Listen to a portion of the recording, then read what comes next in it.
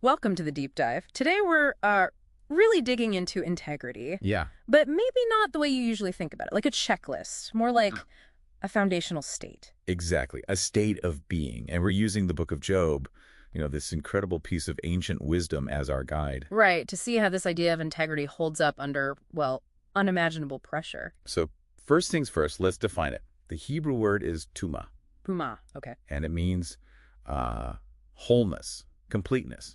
It's sometimes translated as blamelessness. Wholeness, I like that. And the key point from the sources is that God saw Job's integrity as this: absolute consistency, an unbroken heart relationship. So, less about being perfect, more about being coherent. Your inside matches your outside. Precisely. Coherence is a great word for it. It's not about never messing up. Okay, that distinction is really important. Coherence, not perfection. So how do you maintain that coherence when everything falls apart?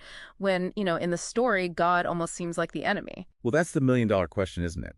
That tension is the story. It's this profound dialogue about trust when things make zero sense. It's not just a simple moral lesson. Not at all. And the first test really aimed to shatter that wholeness, right? By taking away all the external stuff. Yeah, the first big test, integrity and loss. He loses his children, his wealth. I mean, everything. You'd expect him to just break, maybe curse God, right? Yeah, That seems like the logical failure point. totally. But what does he do? He falls down, worships, and says, the Lord gave and the Lord has taken away. Blessed be the name of the Lord. Wow. The principle there seems to be this radical acceptance of, well, God's sovereignty over the good and the bad. Like recognizing you don't really control or own your circumstances anyway. Exactly. Whether things are great or absolutely terrible. But that was just the start, wasn't it? Losing stuff is one thing, but then came the physical agony. Right, and the social pressure. Test 2. Integrity and pain. And this gets really personal. His own wife tells him. Yeah, curse God and die. Just give up. I mean, talk about pressure from someone close. But this is where that coherence really kicks in. What does he say back? He basically says, look, shall we accept good from God and not accept adversity? He refuses to let the pain, even inexplicable pain, destroy that core commitment. He's choosing to trust God's character even when God's actions seem completely baffling. Yes, and that's integrity under fire. So it raises a question, though. Did Job just, magically have this strength in the moment, or was it built up over time? Chapter 31 feels like his defense, right? Yeah. Showing his life before all this. That's a great point. Chapter 31 lays out this ethical blueprint. It shows the daily commitments that built that wholeness before the crisis. Okay, like what was he doing? Well, two big things stand out. First, he focused on guarding the inner life, purity. He says he made a covenant with my eyes. A covenant with his eyes, so actively managing his thoughts, his desires. Exactly. Policing the internal world. Integrity starts there, apparently. Not letting desires run wild. That really grounds it in everyday choices, doesn't it? It does. And the second one was about his money, his status. He practiced trust over wealth. Okay. He explicitly says he didn't make gold my security.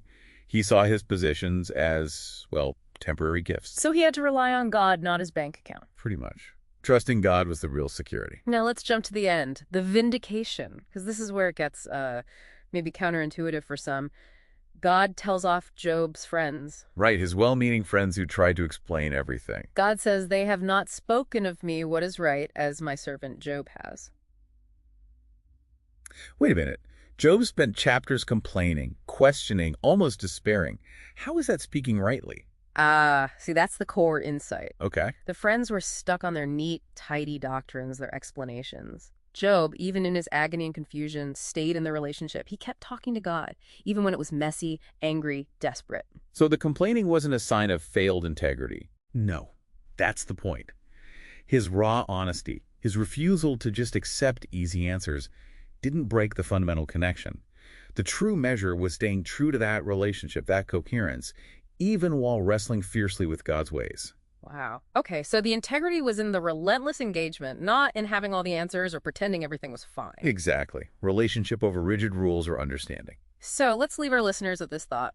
If integrity really is about this wholeness, this consistency, Yeah. could it be that the hardest times, the moments when nothing makes sense, are actually the moments that prove our underlying commitment? That's the challenge, isn't it? Mm. The sources seem to push us towards trusting God, even when, maybe especially when, we can't understand him. Trust over understanding. Something to chew on.